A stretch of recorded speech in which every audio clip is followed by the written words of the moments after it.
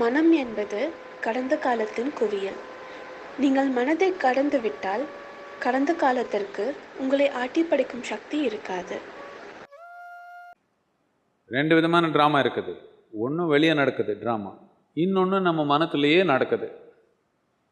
நம்ம மனத்தில் நடக்கிற ட்ராமானால நமக்கு தேவையான மாதிரி நடத்துக்கணும் தானே நம்ம. வெளியே ட்ராமா எல்லாமே நம்ம மாதிரியே நடக்கலை. ஒரு ஆக்டர் ஒரு மாதிரி பண்ணிக்கிறாங்க. என்ன பண்ணுறது? டைரக்டர் வேற இல்லை.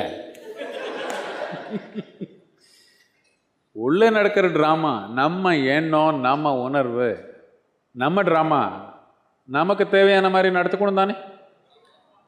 நடத்துனீங்கன்னா ஆனந்தமாக தானே இருக்கும் ட்ராமா. ஏதோ சீனு, பல விதமான சீன் இருக்குது. என்ன பண்ணுறது? ஒரே விதமான சீன் இருக்க முடியுமா? நல்லா இருக்குமா ட்ராமா? இல்லை, பரவாயில்ல. இப்படி இப்படி இப்படி போகுது ட்ராமா. கொஞ்சம் சஸ்பென்ஸ் இருக்குது. சஸ்பென்ஸு இப்போ தாங்க முடியல, ஹார்ட் அட்டாக் வருது.